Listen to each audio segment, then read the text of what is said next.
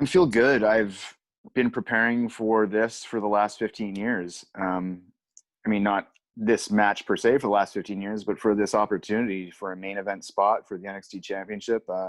I feel good. I've had a good camp coming into this match, and I'm ready, man.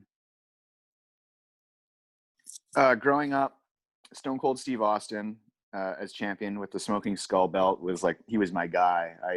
He took me from being a casual fan to like this is awesome. I want to do this. So I love Stone Cold as a champion. And of course, Bret Hart, Shawn Michaels, The Undertaker were tremendous champions as well. So can't forget about them.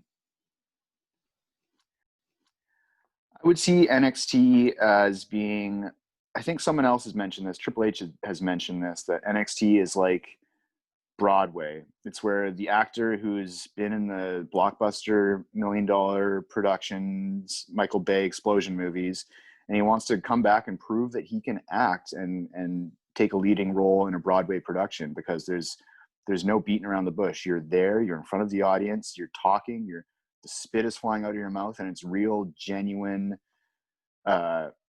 acting. And I would compare NXT to that, and just replace acting with physical combat, because that's what NXT is. It brings the physical realism of professional wrestling, real professional wrestling, under the WWE banner. And that's what makes it different, and that's what makes it stand out as opposed to a Raw or a SmackDown, because it's just I treat this like it's a real sport, and so does NXT, and I think that's what makes it stand above the rest. For me, I don't really know what it is. Like, the music would hit, I'm holding the title, and I just turn into some sort of psychedelic funky priest who's slapping the bass on his way to the ring. Like, I can't help but just feel the music and let it take me, and I just groove. Honestly, it's like an out-of-body experience. I don't even really realize I'm doing it until I see the footage afterwards. I'm like, wow, I actually, okay, well, I guess. So yeah, it kind of just came out of nothing. I'm not the first person to strum the title like a guitar, obviously.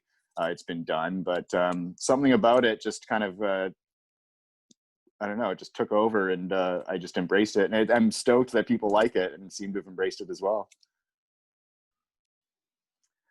I've been yeah, like you mentioned, all over the world. One of my favorite places to perform was Japan, just because I was a huge fan of Japanese wrestling growing up, and finally getting to go there and compete in front of those fans in that ring, like, there's really nothing like it.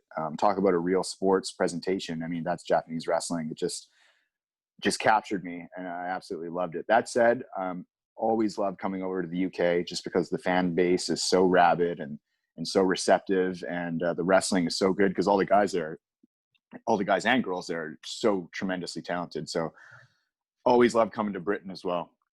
As far as a place that I haven't been, let's set up a ring on a beach in Hawaii, and then I could go get some rays on the beach in Hawaii, and also go to work. That might be cool.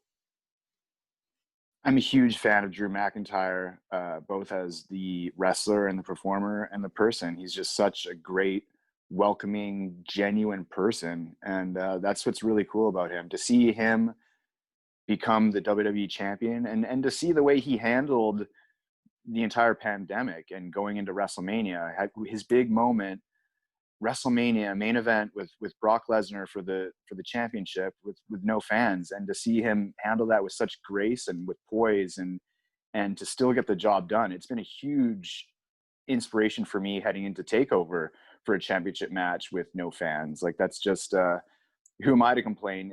If Drew handled it in such a professional manner, man, that's motivation for me to do the same. And as far as a potential match with Drew, absolutely, I think we would tear it up. I think our styles would blend really well.